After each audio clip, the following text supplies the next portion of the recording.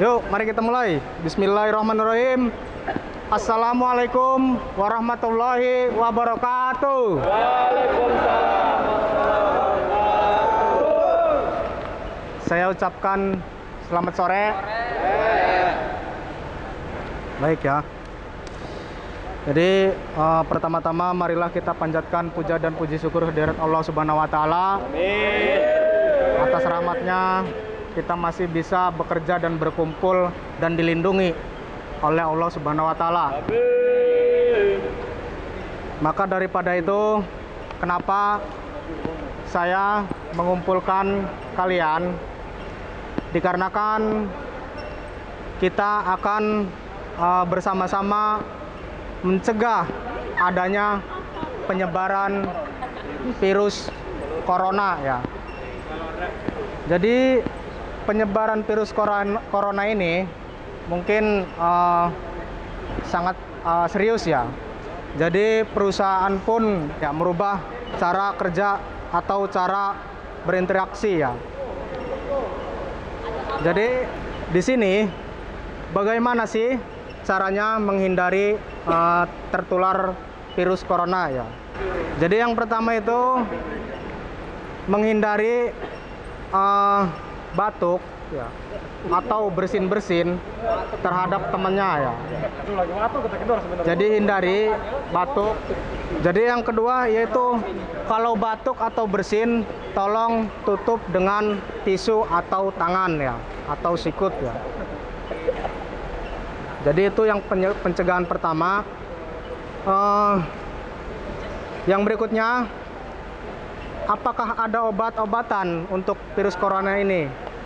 Jadi untuk sementara ini belum ditemukan obatnya ya.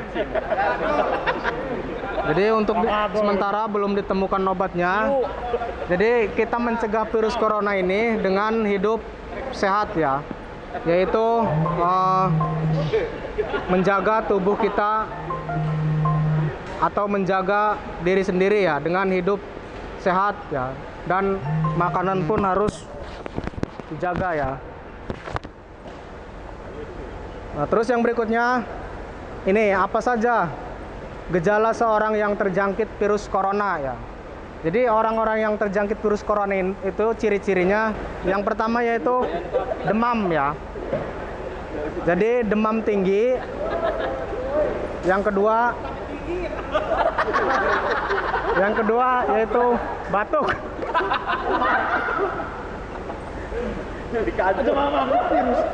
Jadi yang kedua yaitu batuk.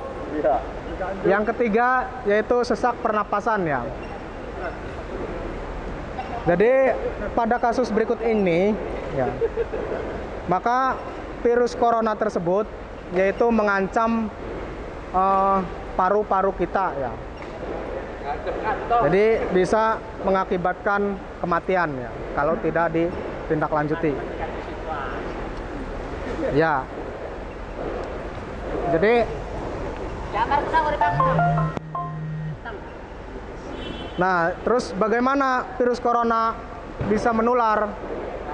Nah, yang pertama yaitu kontraksi ya. Jadi corona bisa menular dengan yaitu bersalaman atau memegang benda yang sering dipegang banyak orang, seperti contohnya pintu ya, atau uang dan yang lainnya. Nah, itu ngopi bareng juga bisa itu. Sekarang tidak bisa ngopi joinan. Terus yang berikutnya, apakah virus ini menular ke janin ibu hamil? Mungkin untuk sementara ini belum ada penelitian ya sampai ke situ ya. Nah, jadi atas adanya virus corona ini, perusahaan memutuskan mengurangi kontraksi atau kontak fisik antara teman ya. Jadi yang pertama itu adalah merubah jam masuk kerja ya. Ini sangat penting. Mungkin ada beberapa orang yang sudah tahu, yang sudah memahami, dan ada juga beberapa orang yang tidak paham ya. Nah, jadi yang pertama perusahaan akan merubah jam masuk kerja kita ya. Jadi di sini berbagai bagian, yaitu bagian gudang bahan jadi, ekspedisi, sama office atau orang kantor itu masuknya seperti biasa jam 7.30 dan pulang pun jam 4 ya. Istirahat juga normal jam 12.00 sampai jam 12.30. Nah, tetapi di sini bagian produksi sintetik atau emulsion atau cembio, gudang bahan jadi atau lab QC itu dirubah masuknya jam 7.45 menit ya, atau jam 8 kurang 15 menit. Nah, terus istirahatnya pun dirubah, jadi menghindari adanya perkumpulan gerombolan, maksudnya yang menyebabkan virus-virus menyerang gitu. Jadi bagian produksi cembio, gudang bahan baku dan QC lab itu istirahatnya yaitu jam 12.30 atau jam setengah 1 ya. Dan masuknya pun jam 1 atau 13.00 ya. Jadi bagian gudang bahan jadi, ekspedisi atau office, dia istirahat lebih dahulu. Nah, ketika dia masuk, kita istirahat gitu. Nah, mungkin di sini paham atau ada yang belum paham? Mungkin silakan bertanya dulu. Ya. Nah, kalau shift 2 itu normal ya. Shift 2 seperti biasa normal, karena shift 2 karena orangnya pun nggak begitu banyak. Jadi shift 2 normal ya. Nah, untuk pulang bagian kita khususnya di sini di sintetik aja dulu ya. Untuk pulang itu pulangnya jam 16.15 menit ya. Itu kita udah boleh pulang, atau jam 4.15 menit ya. Itu kita pulangnya jam 4.15 menit ya. Jadi untuk hari Jumat, jadi ini diberlakukan dari hari Senin sampai hari Kamis untuk yang berikutnya. Nah, untuk hari Jumat itu seperti biasa normal ya. Jadi masuk seperti biasa normal, istirahat pun biasa normal. Nah, jadi ini direncanakan untuk hari Senin sampai hari Kamis ya. Nah, terus poin yang berikutnya,